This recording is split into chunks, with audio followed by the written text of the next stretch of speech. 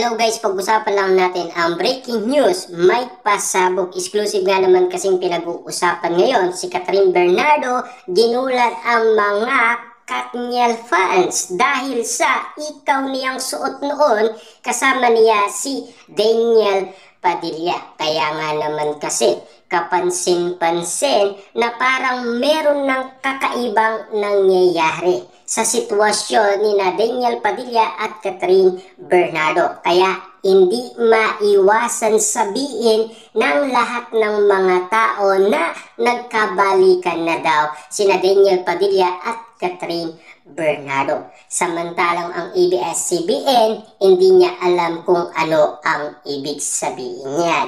Lalong-lalo na ang mga Delulu fans dahil nagtitiwala pa rin sila sa mga sinasabi ng dalawang pambansang Martes tulad na lang ni Christopher Min, Ogie Diaz na magtropa at magkaibigan lang sila. Samantalang nagkaroon sila ng commitment sa isa't isa kung bakit nga naman kasi si Catherine Bernardo ay spotted siya sa BGC sa kanyang kondominyo. At ayon kasi sa karamihan, tumulong umano si Daniel Padilla mag-ayos ng kondominium ni Catherine Bernardo. Siyempre alam naman natin sino pa ba ang tutulong kay Catherine Bernardo. Si Daniel Padilla lamang ang malapit umano sa BGC dahil nauna siyang nag-apartment at kumuha ng kondominium sa BGC bago si Catherine Bernardo dahil sa kanyang pagiging independent at gumaya na rin itong si Daniel Padilla. Naging independent na rin siya. Kaya nga naman kasi naunang nagsalita si Mami Min Bernardo at lahat ng ginawa ni Catherine Bernardo ay sinabi niya umano sa publiko. At ganun din naman kasi si Carla Estrada. Inamin niya kasi na naging independent na rin si Daniel Padilla. Samantalang sinasabi niya sa atin na single si Daniel Padilla at ganun din naman kasi si Mami Min Bernardo na sinasabi niya na single pa rin si Catherine Bernardo. Ibig sabihin niyan, may pag-asa pa si Daniel Padilla. Siyempre, ika nga ng karamihan, paano na daw si Alden Richard at lalong-lalo na si Mayor Mark Alcala. Yan kasi ang mga bali-balitang pinag-uusapan ngayon.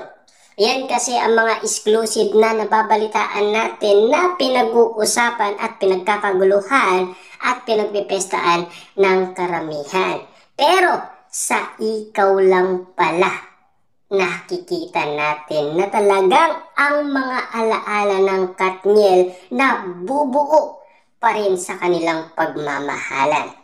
Dahil ang kanilang pagmamahalan ay malaking alimbawa yan sa lahat ng mga tao dahil tumagal sila ng 11 years. Pero take note guys dahil noon merong critic foes si Kate Bernardo, ang kapatid ni Catherine Bernardo, dahil ang usap-usapan kung kailan nagkalabuhan ang Katniel. Ibig sabihin, nauna yung audio scandal na pinag-usapan at siyempre naging last ang kanilang iwalayan. Grabe nga naman kasi ang bali-balitang yun. Dahil ika nga kasi guys ng mga pambansang Marites, bakit nga naman sila nagtagal ng 11 years? Kasi yan ay kinagulat ng karamihan. Alam pala ni Kate Bernardo ang mga nangyayari sa Katniel. Kaya nga naman pala si Kate Bernardo ay may galit siya kay Daniel Padilla. Una pa lamang noong nanliligaw pa lamang si Daniel Padilla ay ayaw na talaga ni Kate Bernardo.